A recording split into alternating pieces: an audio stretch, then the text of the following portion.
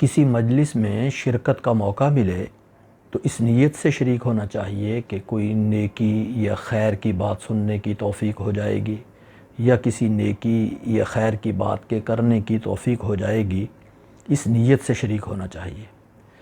کوشش یہ کرنی چاہیے کہ اچھی مجلس میں شریک ہو، نیک لوگوں کی صحبت میں، اچھے لوگوں کی اچھی مجلس میں شرکت کی کوشش کرنی چاہیے۔ جس مجلس میں شریک ہو رہا ہے اس کے منتظمین نے جو قواعد و ضوابط بنائے ہیں ان کا احترام کرنا چاہیے، ان پہ عمل کرنا چاہیے اور اس کے مطابق ہی اس میں شریک ہونا چاہیے۔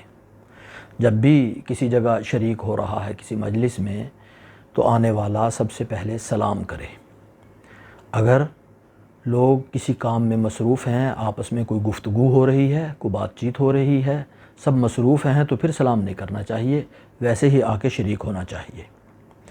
مجلس میں اتنا زیادہ قریب ہو کر نہ بیٹھے کہ دوسرے کو الجھن ہو، اور نہ اتنا زیادہ دور ہو کر بیٹھے کہ دوسرے کو بات کرنا ہی مشکل ہو، سمجھانا ہی مشکل ہو۔ اگر مجلس عام ہے، ہر ایک کو اس میں آنے کی اجازت ہے، پھر تو ٹھیک ہے، پھر تو اس میں شریک ہو۔ لیکن اگر مجلس خاص ہے، یعنی اس میں خاص لوگوں کو بلایا گیا ہے یا دعوت نامے کے ذریعے سے اس میں لوگوں کو شریک کیا گیا ہے، تو پھر اگر تو اس کو دعوت نامہ آیا ہے تو اس کے مطابق شریک ہو، اگر دعوت نامہ نہیں آیا تو پھر باقاعدہ منتظمین سے اجازت لینے کے بغیر اس میں شریک نہیں ہونا چاہیے، یعنی ان کی اجازت کے ساتھ شریک ہو۔ بہتر یہ ہے کہ مجلس کا ایک صدر ہو، اس صدر کی اجازت اور اس کے انتظامات کے مطابق مجلس کو چلایا جائے۔ اگر بیٹھنے کی مخصوص نشستیں ہیں، متعین جگہ ہیں، تو پھر جو جگہ جس کے بیٹھنے کی ہے اس کو وہاں بیٹھنا چاہیے۔ اور اگر خاص طبقات کی الگ الگ نشستیں ہیں، مثلا علماء کی الگ جگہ بنی ہوئی ہے، تاجروں کی الگ جگہ بنی ہوئی ہے، طلباء کی الگ جگہ بنی ہوئی ہے، جو جس طبقے کی جو جگہ بنی ہوئی ہے اس کے مطابق اپنے اپنی جگہ پہ بیٹھنا چاہیے۔ اور اگر اتنی مخصوص نشستیں نہیں ہیں تو پھر جہاں جگہ مل جائے وہاں بیٹھ جانا چاہیے۔ اور اگر جگہ آگے پر ہو گئی ہے تو پھر پیچھے ہی جہاں جگہ مل جائے وہاں بیٹھ جانا چاہیے، لوگوں کے کندھوں کو پھلاند کر آگے نہیں جانا چاہیے، وہیں بیٹھ جانا چاہیے۔ اور اسی طرح کسی شخص کو اپنی جگہ سے اٹھا کر اس کی جگہ بیٹھنے کی کوشش بھی نہیں کرنی چاہیے، یہ مناسب نہیں ہے۔ اور اگر انسان کوئی معلوم ہو جائے کہ یہ خاص جگہ کسی اور کی ہے، پہلے سے کوئی بیٹھا ہوا تھا، کسی کام کے لیے گیا ہوا ہے، تو اس کی جگہ پر بھی نہیں بیٹھنا چاہیے۔ اور بہتر یہ ہے کہ جو لوگ مجلس میں بیٹھے ہیں وہ نئے آنے والے کے لیے جگہ میں گنجائش پیدا کریں اور وہاں اس کو بٹھا لیں، اور خود کسی امتیازی جگہ پر امتیازی شان کے ساتھ بیٹھنے کی زیادہ کوشش نہیں کرنی چاہیے۔ اسی طرح خندہ پیشانی سے مجلس میں شریک ہونا چاہیے، یعنی ہنستے ہوئے چہرے کے ساتھ، خوش دلی کے ساتھ جس مجلس میں بھی شریک ہے لوگوں کے ساتھ اس میں شریک ہونا چاہیے۔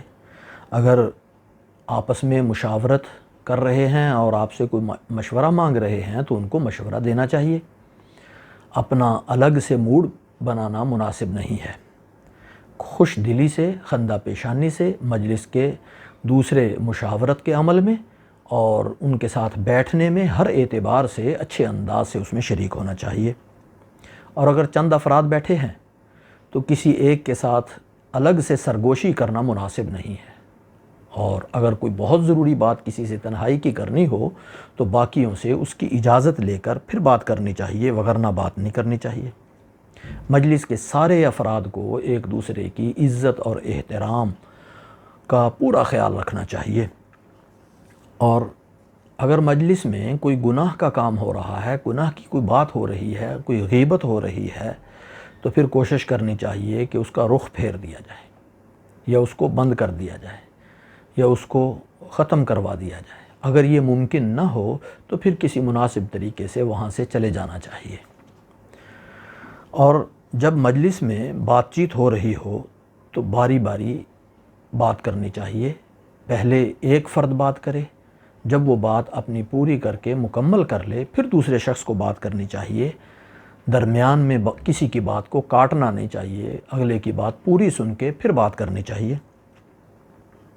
اور مجلس میں گفتگو بھی اعتدال کے ساتھ کرنی چاہیے، یعنی آواز میں بھی اعتدال ہو، بہت زیادہ اونچی بھی نہ ہو اور بہت زیادہ پست بھی نہ ہو، اور اعتدال اختصار میں بھی اعتدال ہو کہ اتنی زیادہ بات مختصر ہے کہی جا سکتی ہے لیکن بہت لمبی بات کر رہا ہے تو یہ مناسب نہیں ہے، اس سے مشکل پیدا ہو جاتی ہے۔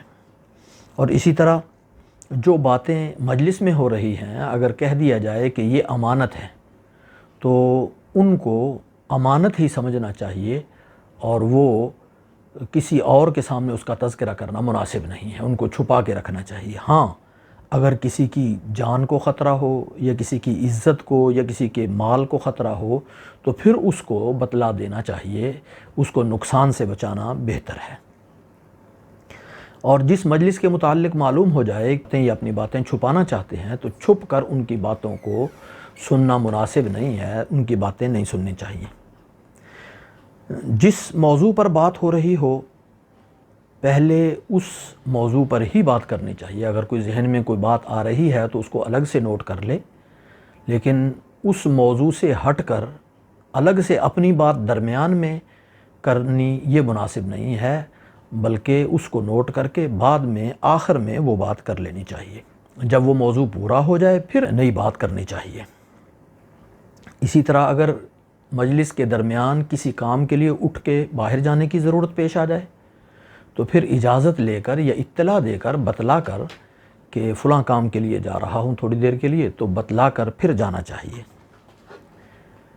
مجلس میں ریکارڈنگ یہ نہیں کرنی چاہیے بغیر اجازت، منتظمین سے اجازت لیں، ان سے اجازت لے کر پھر مجلس کی ریکارڈنگ کرنی چاہیے۔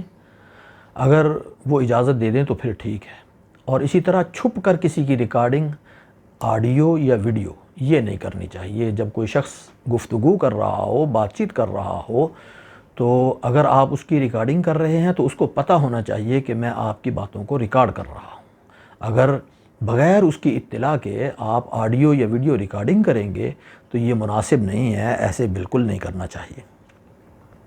اور اگر کوئی سوالات ذہن میں ہیں یا کوئی بات پوچھنے والی ہو تو وہ نوٹ کر لینی چاہیے، وہ مجلس کے آخر میں پوچھنی چاہیے، تو مجلس کے آخر میں سوالات ایک دوسرے سے پوچھ لیے جائیں۔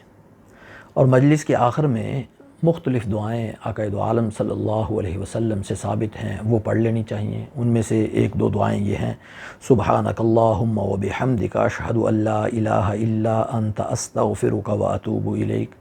اس میں اللہ کی حمد و ثنا ہے، اس کی خوبی بڑائی ہے، اور اس کی وحدانیت کا تذکرہ ہے، اس سے اپنے گناہوں کی معافی ہے۔ اور دوسری سبحان ربک رب العزت عما یصفون وسلام علی المرسلین والحمد للہ رب العالمین۔